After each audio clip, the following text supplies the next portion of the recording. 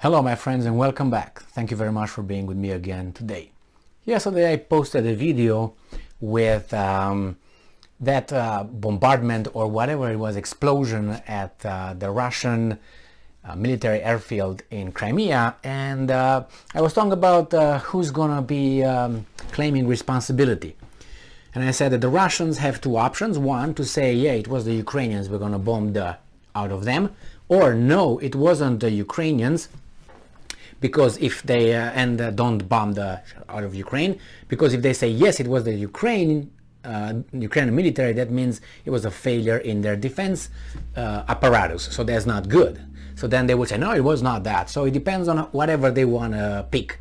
We want to use this as a reason to demolish Ukraine, or we don't, because if we say it was the Ukrainians, we're going to destroy them.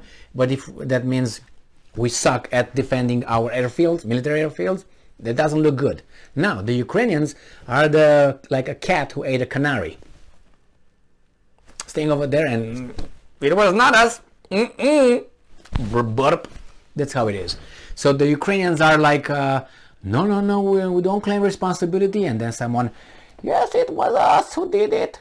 So, and then again, no, it was not us, but we're just gonna report how much destruction was caused over there. So who did it? And then the Russians come, no, it was a fire, yeah, just a fuse. A fuse just and blew the whole thing. And we find the damages from that fuse. They didn't make contact anymore. Or maybe it was a rat who ate a little wire, and then everything was like... So this article comes from Los Angeles Times, August 10th, 2022. Ukraine says 9 Russian warplanes destroyed in Crimea, but doesn't claim responsibility.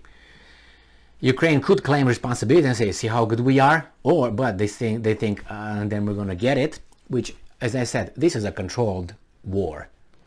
Totally controlled. Those guys over there, they discuss, they communicate. Don't, if you do this, I'm gonna do this. Don't do this. Can I do this? Yeah, tell them to do this. No, I think that's the way it is. I mean, they're not all the way. If you're all the way, you would say, yeah, we did it. What are you gonna do about it? We're gonna bomb the RU. Okay, go ahead, bring it on. That's how it's gonna be. So Ukraine's Air Force has said Wednesday that 9 Russian warplanes were destroyed in massive explosions at an airbase in Crimea amid speculation they were the result of a Ukrainian attack that would represent a significant escalation in the war.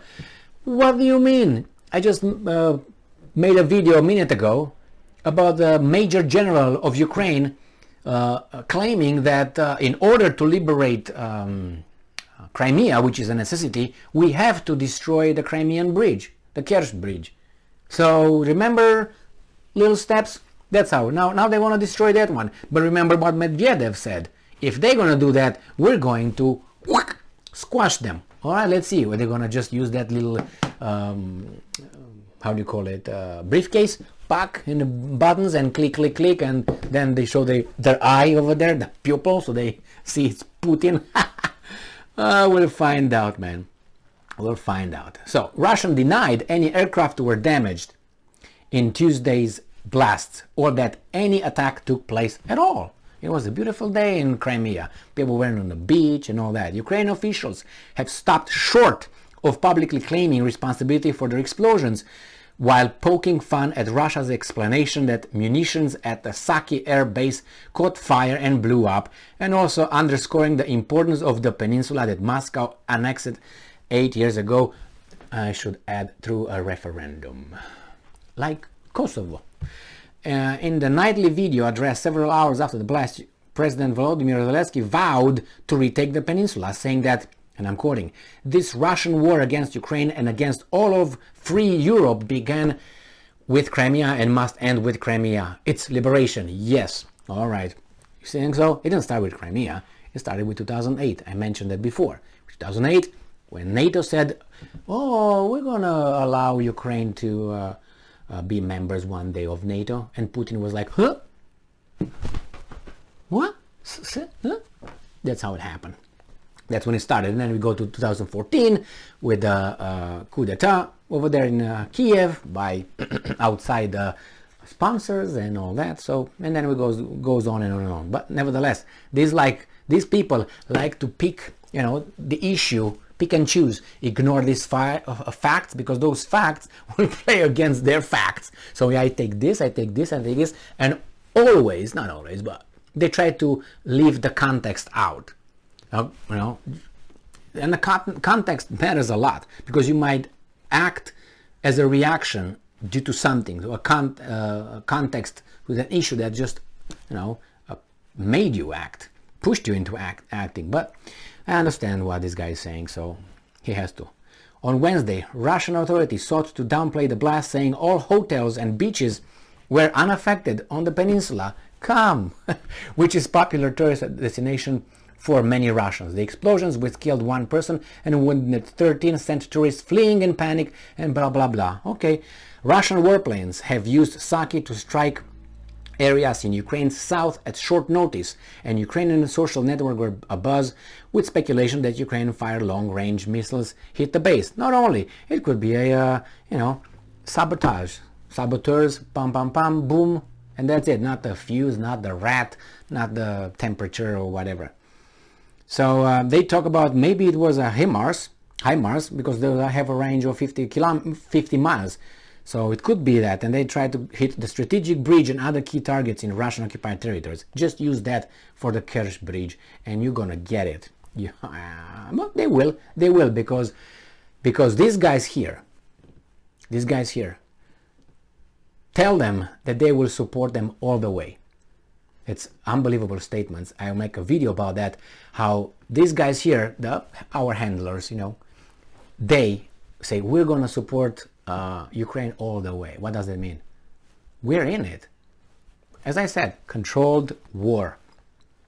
So if we go by the last piece I have here, it's just that these guys are, the Ukrainians cannot say yet that they did it. They will say later, when they make sure that they are a little bit stronger, if they will get to that point.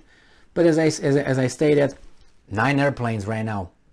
People died. I had another article that I read about people, about 13 civilians were injured, and I think 1 person died. But then they changed it. No civilians, because the Russians says, no, nobody was hurt. Okay, all right, but your 9 airplanes. Could have been an explosive detonated over there, but an article stated that, and I made a video on yesterday, in the same video talking about these explosions. They said there were there were more than 10 explosions. I mean, yeah, you can say, well, it just went from one ammunition place to another ammunition, just expanded and so on, the fire detonated, boom, boom, boom, boom. Or, I mean, you can't go to the least probable scenario. That's not how you start. You start with the most probable scenario, and then you go, after you eliminate them, you go to the one that remains. So yeah, it could have been the rat, it could have been the fuse, it could have been this, but you start with the most obvious. It's a war between these guys. What could it be? Those guys use some missiles. No missiles? Okay, then maybe the second one. They're at war. It's still the main important factor. Maybe those guys put some dynamite, some dynamite, like in a freaking Western. But you know what I mean. You know what I mean. They wire that and boom, that's it. Oh, that's not it? Then what is it? Is it a fire thing? I don't know. Maybe a guy went ballistic. Like here in America, sometimes soldiers start shooting around because they just get, and... Well, the fact is, 9 airplanes, whew, that's a lot. Thank you very much for being with me again today. Stay strong, stay smart, look for the truth, and be just.